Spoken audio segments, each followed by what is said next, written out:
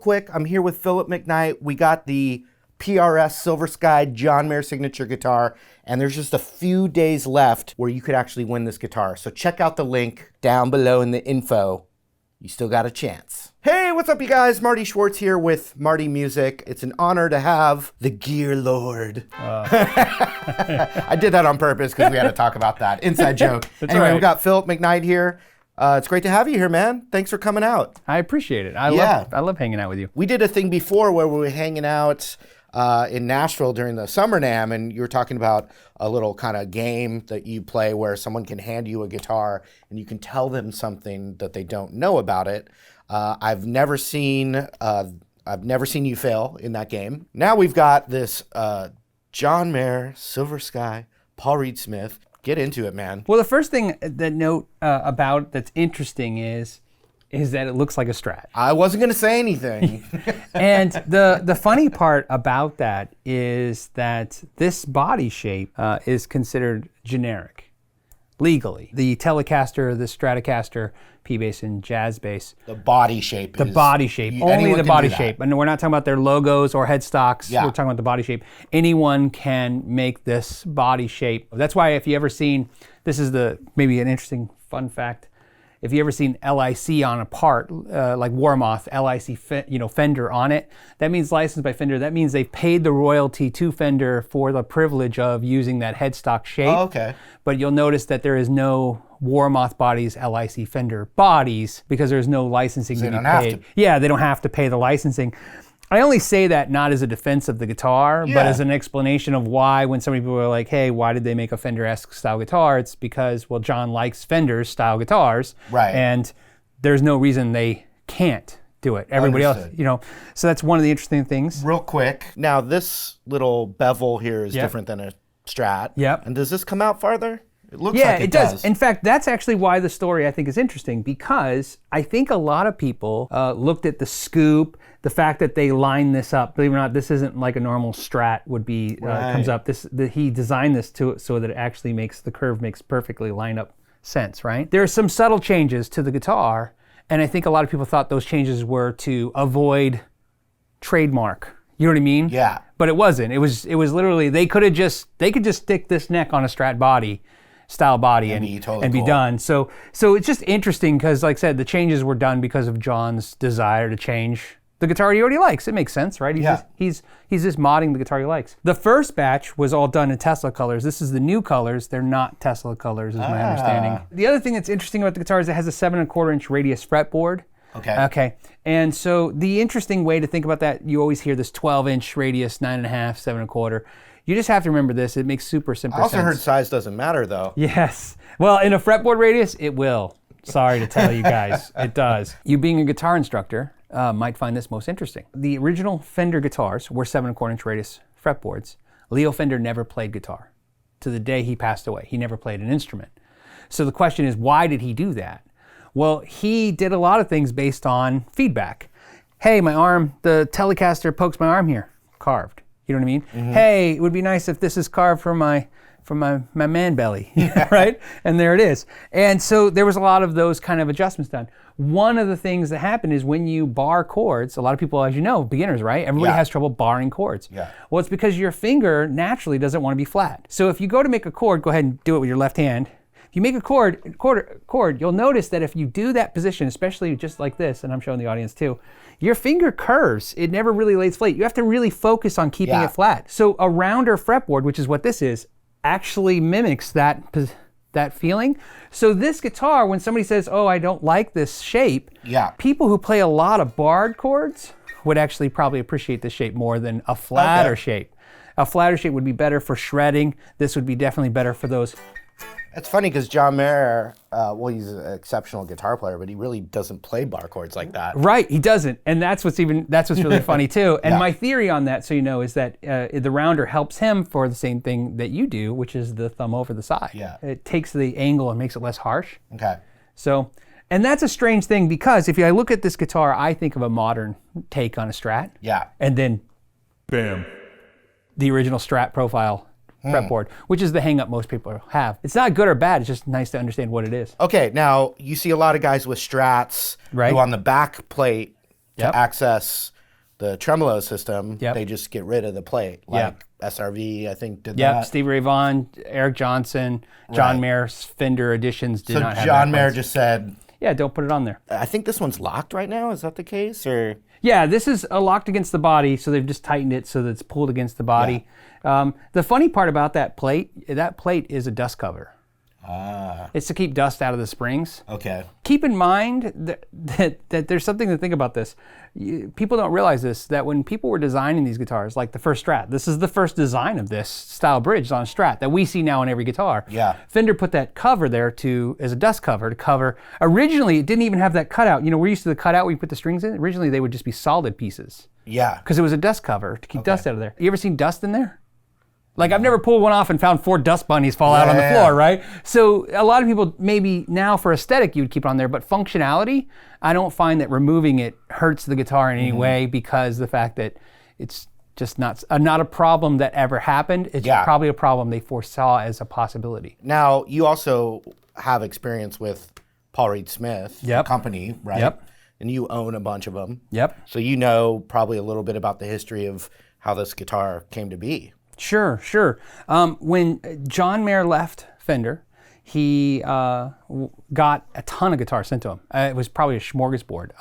From different Alembics and instruments, and he was posting everything on his Instagram and Twitter. Every time he got another guitar, hey, this one came up. Man, what a burden. I know, what a problem. And when he did the Dead & Company thing, what's interesting is John Mayer was presented with a problem, and the problem was he didn't need to sound like John Mayer anymore. He needed to sound like Dead & Company. You know what I mean? So Paul Reed Smith was one of the first builders to offer his services to say, hey, look, let's get in there, let's dive in there and get that. And so he did that, the John Mayer guitar that we saw that was the $10,000 John Mayer. PRS guitar. Body. And so that guitar, so you know, that's how intense they designed that guitar. Do you know the guitar is semi-hollow and that they experiment with solid body and semi-hollow? And what they would do is every time they needed to experiment with solid body, they would fill the cavity up with wooden pellets to fill it up, right? And so it would be solid again. So apparently what happens is next is, that's great, but then when it's come back to do John Mayer stuff, John Mayer's tone is a Strat. Yeah. And he liked working with Paul, and Paul liked working with John, and it was like, how do we work together? I mean, it just made sense. It's like, look, man, this is the guitar that I play, and so they crafted this. Part of the thing was, if you're gonna copy somebody like Fender, you better one-up it, otherwise you're going to get a lot of grief. And so that's what they were set out to do. I don't know about you playing it. The one thing I will say about it is different. Like, I don't play it and think Fender. It immediately strikes me as something different every time than my normal Fender playing guitars. I'd say the biggest controversy, because just from playing it and getting feedback in YouTube comments, you know, our favorite. Oh, YouTube yeah, of comments course. is our favorite. Just that, you know, oh, it's a Strat with a PRS neck. And, Yeah, of course. You know, the aesthetic critique Sure. is a big one, I guess. Yeah, there's a reason why every pickup truck looks the same on the road. It's a function. You know what I mean? You put dirt in the back, you put people in the front, and you go.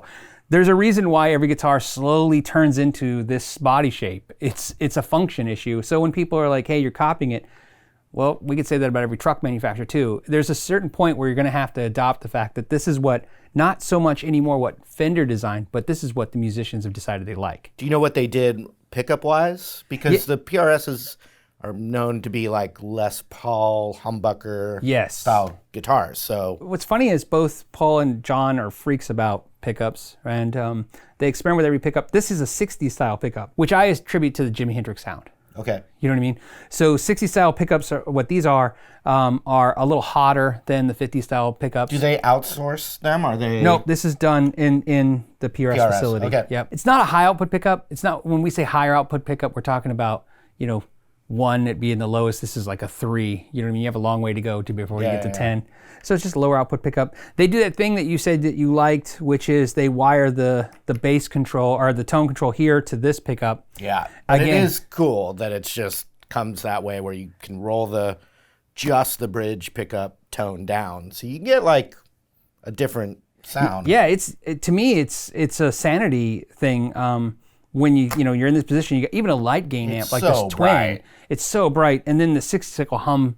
This at least tapers both those things off my ears. When you talked about when these guitars first came out, that super brightness was popular. Yeah, they wanted it. Yeah. Brighter the better. Yeah. PRS is a lot smaller than Fender and Gibson, or massively smaller. They're not in the same size. Fender, and this is guesstimates. Obviously somebody could Wikipedia this and find better answers.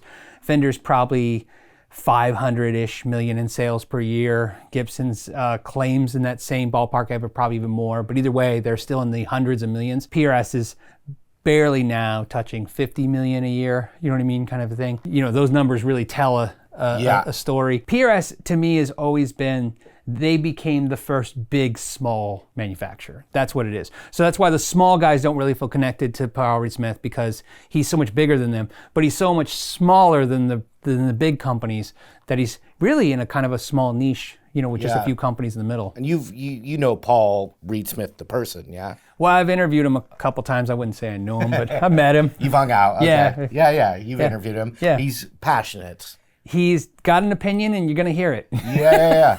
No, there were definitely stories of him just randomly walking into music shops around California. Right. Like the local one here, just one day, not announced, Paul Reed Smith walks in and starts checking out the Paul Reed Smiths. Yeah. Here's the thing about him. Like him or dislike him is irrelevant. There's a realization you have to come to, which is there's only a few guitar, especially electric guitar companies that's had their original owner this long. Even Leo Fender had sold Fender by this time in its history with a PRS. He seems to me sometimes different because he is different. He's a different person than Gibson CEOs, than other company CEOs, than other people. He's an owner, and because he's an owner, he's going to have a very personal opinion about everything. Yeah, and that's good and bad of it. Would you say this is their most popular model now? This is definitely their most popular model.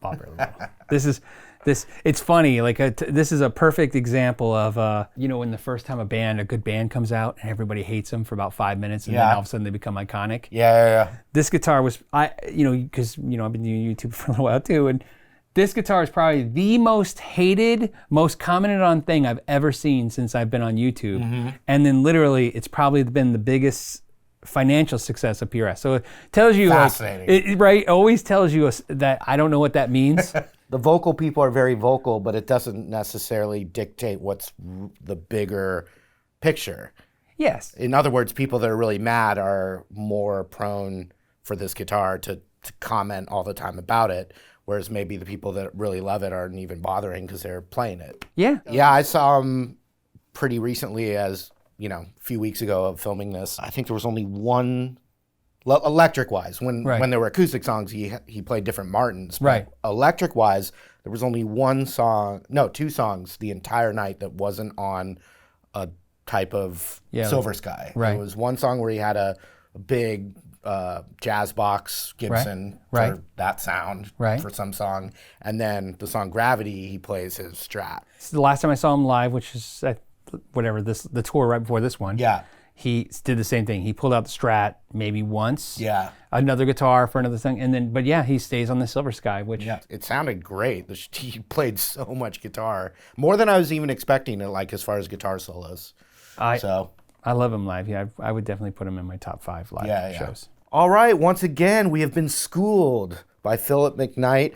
I learned a lot, and that was really cool, man. To just get the deets from you. So thank you for that. Most of the people watching, I'd say the majority of them already are familiar with you. But if you're not, you got to check out Phillip McKnight's channel. We'll have links for it. Expect some more cool gear information in the future, man. I hope our new bromance continues. I hope so too. I really enjoy coming on the channel and man. hanging out. Yeah. And I appreciate you letting me on. I enjoy it too, man. I get to learn, so it's really fun, and it's about a topic I'm interested in. Yeah. Well, it's just I think it's always better when you're hanging out with other musicians and other guitar players. Well, thanks again, you guys, and hope to see you again real soon.